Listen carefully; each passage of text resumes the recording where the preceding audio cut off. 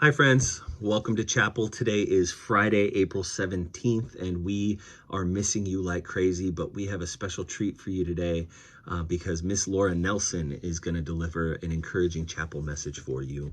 So let's check that out.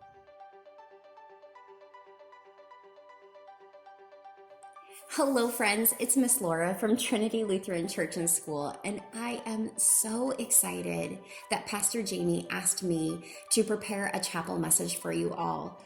Truth be told, I am missing you like absolute crazy, but I am self-aware enough to realize that you probably miss each other a whole lot more. So I have prepared what I think is an awesome slideshow for you guys to enjoy while I deliver this morning's chapel message. Enjoy! Oh my goodness, how much I miss you. So much. When I think about all of you, any of you, some of you, one of you, just a big emotion comes running in. Maybe you guys have experienced that a little bit. I'll tell you, when it first hit me, my next door neighbor had texted me, letting me know that she missed me. And I'll be really honest, guys, I don't think I even realized how much I missed her until she texted me. And then, oh yeah, here it comes. Big emotion rushed in and made its presence known. I'm curious, has big emotion made its presence known to you in the last couple of weeks? Maybe the last month or so? Like, I don't know, maybe you popped online to see what your friends were up to, and that looked a whole lot better than your current situation. Or maybe your teacher posted 8 new articles to read in place of an actual classroom discussion. Maybe you ran out of ice cream and other vital carbohydrates, and your mom told you the store was not an option for several days. Or how about this? For some of us, school, which was a safe place, is canceled. And prom, it's canceled, and track is canceled. Our club sports are canceled. Time with friends, how is this even possible? But time with friends is canceled. And then maybe, I don't know, you fill in the blank, was canceled. The loss of these things is real, friends, and I'm certainly not going to downplay them. These big emotions that are surrounding many of us right now, they're sitting alongside us as we watch TV or try to do some homework. These ambiguous losses, these losses that we really can't pin down or point to, these losses aren't easily recognizable to those around us, like maybe perhaps the death of a loved one is. There is no funeral for these losses, but that doesn't make them nothingness. That thing again, that big emotion, and all the losses that weigh heavy around us can add up to a major case of FOMO. Now, why in the world would I, this old lady, talk about FOMO, something that no one has said in a long time? Well, it's because later on in this message, it'll make complete sense. So for those of you who don't know or have used this term so long ago that you've forgotten what it means because it's ancient history, well, FOMO is, to put it very simply, it's the fear of missing out. And FOMO is that place we find ourselves in when we think everyone is having a better time than we are, or everyone else is having a better life than we are.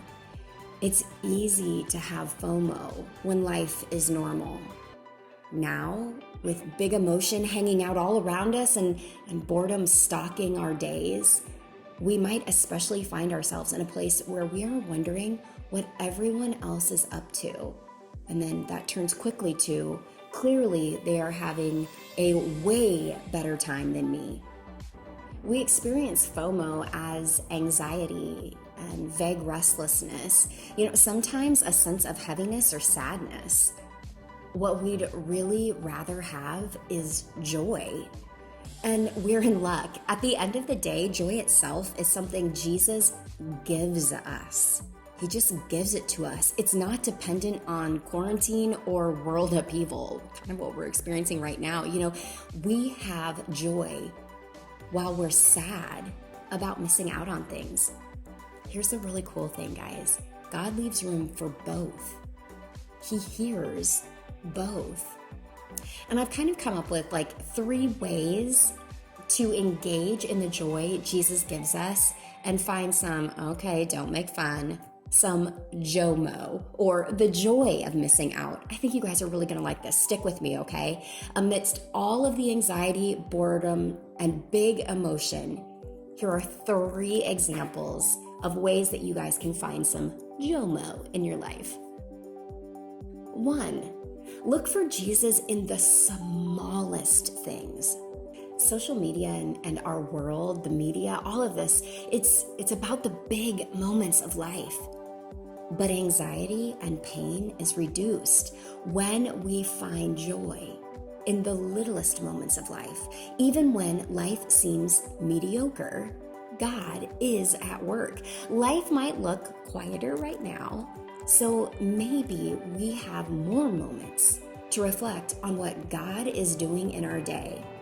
So, with regard to finding joy in the small things, here are a few of my examples.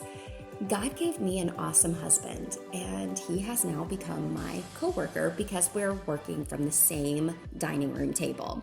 And even when we are on each other's last nerve with all this closeness, it's really great knowing that we're not in this alone.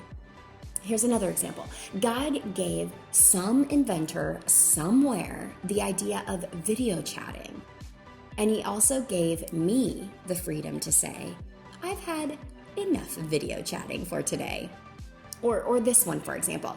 After a week without them, I was able to buy eggs from the grocery store this week, and even better, cake mix. Yum. So stop and think for a second. What small ways do you see God bringing his joy into your life right now? So I said I had 3 things, right? So the first thing was look for Jesus in the small things. The second thing is listen to your body, heart, mind, and spirit. You are not only made up of your big emotions. Jesus tells us in Mark 12:30 that we are a body, heart, soul, and mind. God made our bodies to send us signals and information about what we need.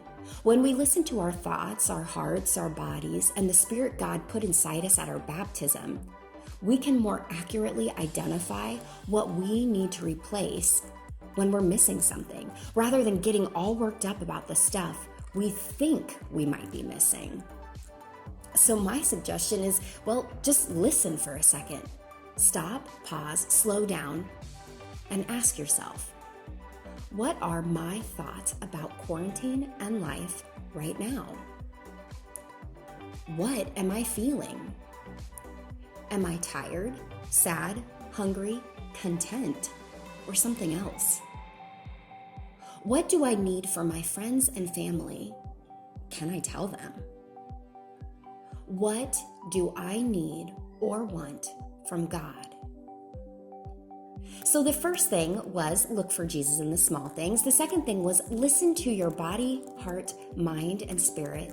And now lastly, there's no better time like quarantine time to practice the language of JOMO.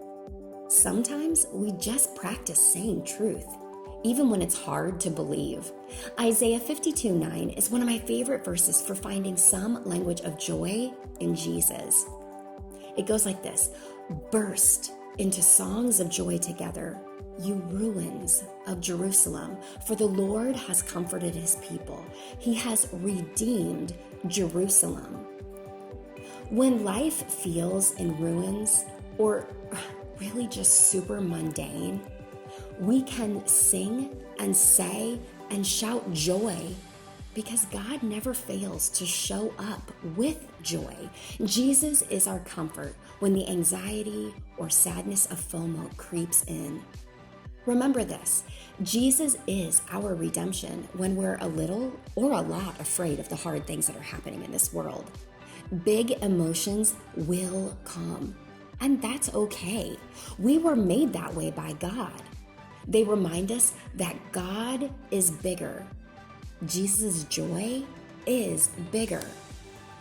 The joy of missing out, or JOMO, says, there's part of me that's a little bit stoked not to have to do all the stuff. The joy of missing out says, why, yes, thank you. I will stock up on rest and relaxation. The joy of missing out says, oh yes, there will be cool things in my life and average days, and both are good. The joy of missing out in Jesus says, God is bringing joy to this day and every day. I'm going to trust in that, even when I can't see it. So here are a few final thoughts. What JOMO would you share today? What is hard and what is good about quarantine life? These are just a couple good questions to consider for yourself, and even better questions to ask with someone in your household or a friend online, or me. Why not reach out to me? You know, God is in both of those things, the good stuff and the hard stuff. He brings his joy into our anxiety, our turmoil, our boredom, our grief, our everything. And so finally, friends, you know, I do not joy in missing out on our time together, but I am waiting in eager anticipation for the time we can all be together again. And I trust God that that time will come. I love you so much. Have a wonderful day. Bye, friends. Thank you so much, Laura, for that encouraging message. And my prayer for you today is that the God of all peace, the God who gives us from his own abundance, from the riches of his grace, more than we could ever ask or imagine, I pray that he would give you today a supernatural joy and a rest in his peace today, tomorrow, and always. Go in that peace and serve the Lord. Thanks be to God.